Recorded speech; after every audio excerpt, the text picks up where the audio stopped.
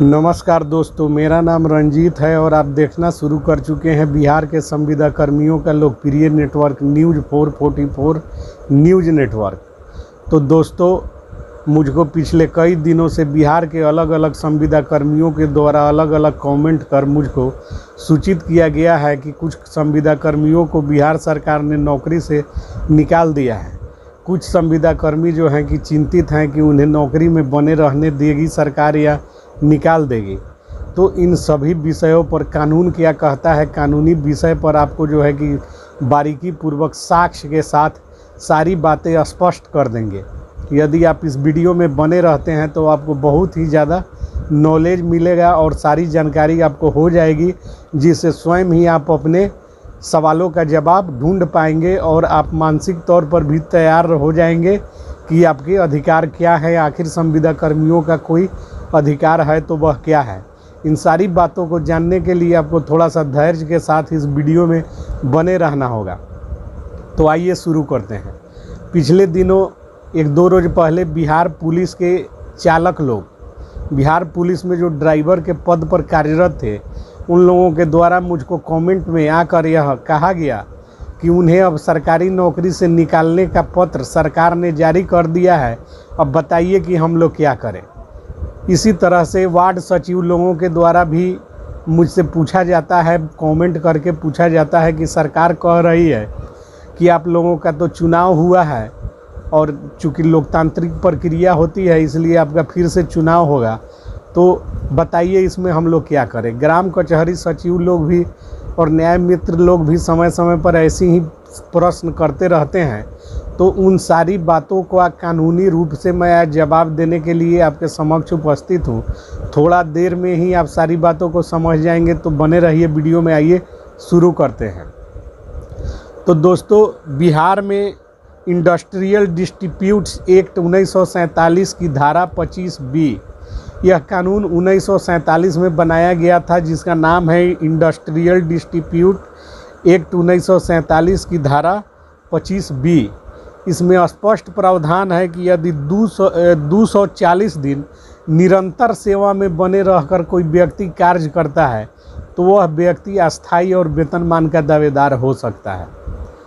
तो निरंतर सेवा में बने रहने की व्याख्या करना तो यही है कि कोई व्यक्ति 240 दिन यदि लगातार काम करता है, उसके बदले उसे कुछ भुगतान दिया जाता है या उसकी कहीं उपस्थिति दर्ज की जाती है। भुगतान देना ही एक विकल्प नहीं है जिसमें किसी व्यक्ति के निरंतर उपस्थित होने की बात को साबित किया जा सके। यदि किसी व्यक्ति की उपस्थिति निरंतर 240 दिनों तक रहती है तो वह व्यक्ति समानांतर कर्मचारियों के बराबर वेतनमान और सभी सुविधाओं का हकदार होगा।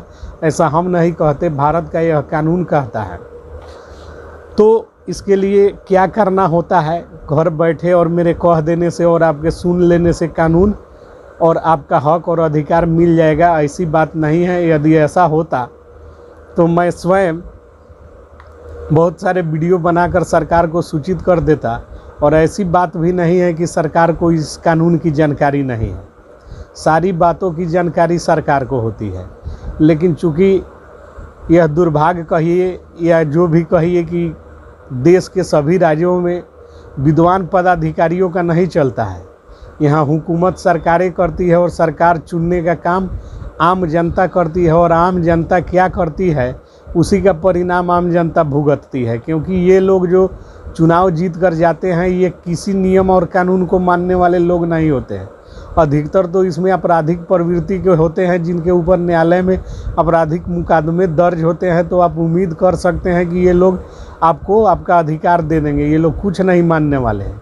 इनके मन में जब आया तब एक अधिसूचना जारी करके बहाली कर देंगे, और जब इनके मन में आया तब ये हटा देंगे।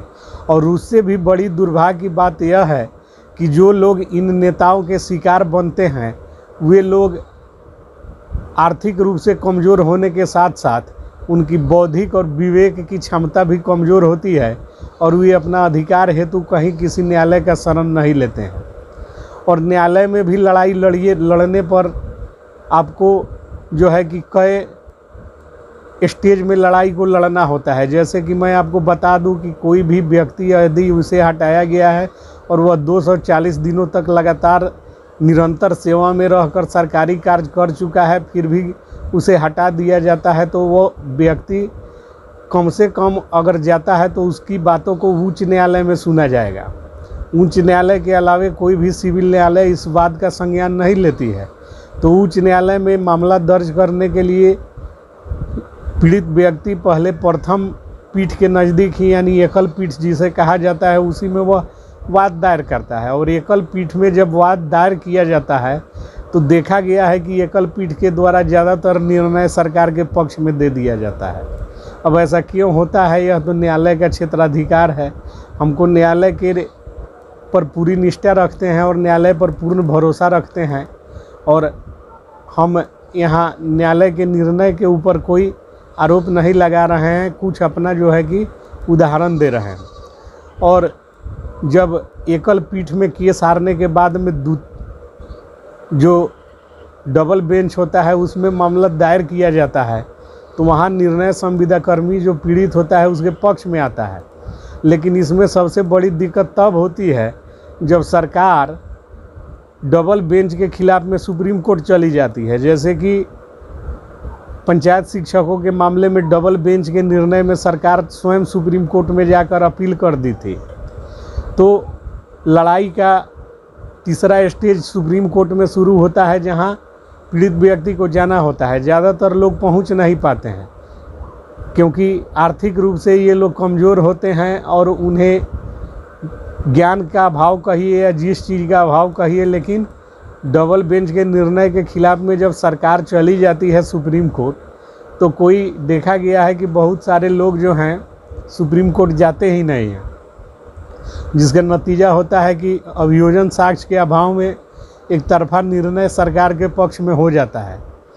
और कुछ मामलों में देखा गया है कि सरकारें जब फंसने लगती है और उन्हें लगता है कि अब जो है कि बहुत सारा धनराशि पीड़ित व्यक्ति के केस के मामले में सभी जो हैं कि लाभान्वितों को देना होगा, तो ऐसे परिस्थितियों में संघ के जो केस करने वाले लोग होते हैं उन्हें मैनेज करने लगती है और उन्हें तरह तरह का प्रलोभन देकर सरकार कहती है कि आपको अच्छे पद पर नियुक्त कर दिया जाएगा, और कुछ रुपया पैसा देकर गलत रास्ते से संघ के जो पदाधिकारी होते हैं जो कि केस किए रहते हैं उन्हें मैनेज कर लेती है। ऐसा मामला होमगार्ड के मामले में भी देखा गया है। जो कि होमगार्ड वाले लोग थे, उन लोगों के संघ के जो प्रतिनिधि थे उन्हें सरकार ने खरीद लिया, जिसका नतीजा हुआ कि सुप्रीम कोर्ट में वे लोग केस हार गए और आज भी होमगार्डों को महज कुछ रुपए पर नौकरी करते करते रिटायर होना पड़ रहा है। और होमगार्डों से आप मिलिएगा और पूछिएगा तो वे लोग अपना दुख दर्द सुनाते हुए सारी बातें आपको बता देंगे। तो विषम परिस्थितियों में भी लड़ने की क्षमता जिसमें हो, वैसे व्यक्ति को अपना नेतृत्व सौंपना चाहिए, न कि किसी ऐसे व्यक्ति को अपना नेतृत्वकर्ता बना दीजिए जो आपके चंदे पर आपके मामले को लेकर आगे बढ़े और पैसे के लोभ में पीछे हट जाए, और जिसका खामियाजा पूरे प्रदेश के वैसे संविदा कर्मियों को भुगतना पड़े जिन्हें सरकारें जबरन गैरकानूनी तरीके से नौकरी से निकाल रही है। तो ये तो कुछ संक्षिप्त मामले थे जो मैंने आपको बता दिया। अब रही बात कि जो लोग लड़कर निर्णय लेने में सक्षम हो जाते हैं, उन लोगों के मामले में सरकार क्या करती है। तो यदि सुप्रीम कोर्ट से जिन लोगों के पक्ष में फैसला आ जाता है, आपको जानकर यह आश्चर्य होगा कि सरकार उसे भी नहीं मानती है। और आप सोचिएगा कि जब उसे नहीं मानती है तब क्या करना होता है। तो उसके लिए मेरे भाइयों अलग से एक अवमाननावाद सरकार के ऊपर दायर करना होता है, उसी न्यायालय में जिस न्यायालय के आलोक में वह निर्णय आपके पक्ष में पारित हुआ हो, अंतिम निर्णय। तो मान लीजिए कि उच्च न्यायालय ने आपके पक्ष में निर्णय दे दिया और सरकार उसके अपील में नहीं गई और उस निर्णय को भी नहीं मान रही है, तो पुनः आपको अवमाननावाद दायर करना होगा। यही प्रक्रिया सुप्रीम कोर्ट के द्वारा निर्णीत न्याय के मामले में भी होता है। बगैर अवमाननावाद दायर किए हुए सरकारों को अब तक कोई निर्णय को मानने का कोई उदाहरण नहीं देखा गया है। तो इस तरह से होता है। अब रही बात कि आप कहिएगा कि ऐसा कुछ हुआ है, तो हाँ जी हुआ है। मैं ऐसे कुछ पत्रों का लिंक इस डिस्क्रिप्शन में डाल दे रहा हूँ, जहाँ से आप पढ़कर स्वयं देखेंगे कि जिनके पक्ष में निर्णय पारित हो जाता है और अवमाननावाद दायर किया जाता है, तो सरकारें दुम दबाकर किस तरह उनकी सारी मांगों को मानकर राशि का आवंटन करती है। तो मुझे उम्मीद है कि जबरन जिन संविदा कर्मियों को गैरकानूनी तरीके से सरकार के द्वारा हटाया गया है, उन लोगों को सारी बातें स्पष्ट हो गई होंगी कि उन्हें क्या करना है, कैसे वाद दायर करना है, किस प्रकार से अपना प्रतिनिधि चुनना है और किस तरह की लड़ाई उन्हें भविष्य में लड़नी है। और 240 दिन वाला फंडा भी मैंने समझा दिया कि इंडस्ट्रियल डिस्प्यूट एक्ट 1947 की धारा 25B कहता है कि निरंतर सेवा में बने रहने वाले किसी भी व्यक्ति को सरकारें जबरन नहीं हटा सकती है। इतना ही नहीं, और भी बहुत सारी बातें हैं, जैसे कि बहुत सारे संविदा कर्मियों को तो ये भी पता नहीं होता है कि 10 साल नौकरी करने के बाद में किन किन सुविधाओं का लाभ उन्हें मिलना चाहिए, जिसमें बहुत सारी सुविधाएं हैं। तो उसमें जो है कि स्केल पे के साथ वह सब जुड़ जाती है स्वयं ही, लेकिन यहाँ तो कोई निर्धारण ही नहीं है। और संविदा कर्मी लोग इधर उधर घूमते रहते हैं और तरह तरह से उनका शोषण बहुत सारे लोगों के द्वारा, उन्हीं में से कुछ लोग करते रहते हैं, जो कि उन्हें दिलासा देते हैं। ये वही लोग होते हैं जो उसी विभाग से संबंधित होते हैं, और ये तब तक चलता रहता है जब तक कि वे रिटायर्ड नहीं हो जाए या जबरन सरकारों के द्वारा हटा नहीं दिए जाए। मैं ऐसा नहीं कह रहा हूँ कि सारे प्रतिनिधि लोग जो हैं उसी तरह के होते हैं। कुछ लोग अच्छे होते हैं और लड़ाई भी लड़ने वाले लोग होते हैं, और वैसे ही लोग लड़कर निर्णय लाते हैं और सबको लाभ दिलाते हैं। लेकिन ज़्यादातर संख्या वैसे ही लोगों की होती है जो कि ठगने का काम करते हैं। तो यह सारी चीज़ें संविदा कर्मियों के ऊपर होती है कि वे अपना हित स्वयं सोच समझ सकते हैं कि क्या करना है, नहीं करना है। रही बात की कानूनी सलाह की, लेकिन हमारे पास भी बहुत सारे ऐसे निर्णय पड़े हुए हैं। सुप्रीम कोर्ट के जो है कि साइड पर जाइएगा तो बहुत सारे ऐसे डिसीजन आपको मिल जाएंगे, लेकिन इसमें परिवाद दायर करने वाला कोई नहीं है। और जैसे बिहार पुलिस के संविदा कर्मी लोग दुखड़ा सुनाए, बोले कि हमको हटा दिया गया है, तो उसमें हम क्या कर सकते? हम आपको रास्ता दिखाने का काम कर सकते हैं, हम आपको जानकारी दे सकते हैं, लेकिन समस्या आपकी है तो समाधान भी आप ही को ढूंढना होगा। न्यायालय में परिवाद दायर कीजिए, यही मेरा सलाह है। और मुझे उम्मीद है, देखिए हम लोग झूठा वीडियो नहीं बनाते हैं। हम जानते हैं कि हमारे एक वीडियो पर जो व्यूज आता है उससे हमारे चैनल का रीच बढ़ता है, हमारी जो है कि अर्निंग बढ़ती है। लेकिन इसका मतलब ये नहीं कि कुछ भी अनाप शनाप बनाकर डालते रहें, ऐसा मेरा हार्ट अलाउ नहीं करता है। इसलिए मेरा वीडियो थोड़ा सा बोरिंग हो सकता है, लेकिन यह बहुत नॉलेजेबल होगा। आप मेरे वीडियो को देखेंगे तो आपको एक से एक इसमें गुणवत्तापूर्ण बातें बताई जाती है, जिसका लाभ आप सभी उठा सकते हैं। लेकिन हमसे किसी लोक लुभावने और झूठे वादे का उम्मीद न करें। तो धन्यवाद। इन्हीं सब बातों के साथ मिलते हैं अगली वीडियो में। तब तक आपने अभी हमारे चैनल को सब्सक्राइब नहीं किया है तो सब्सक्राइब करें, वीडियो को लाइक करें और ज़्यादा से ज़्यादा शेयर करें। जय हिंद, जय भारत।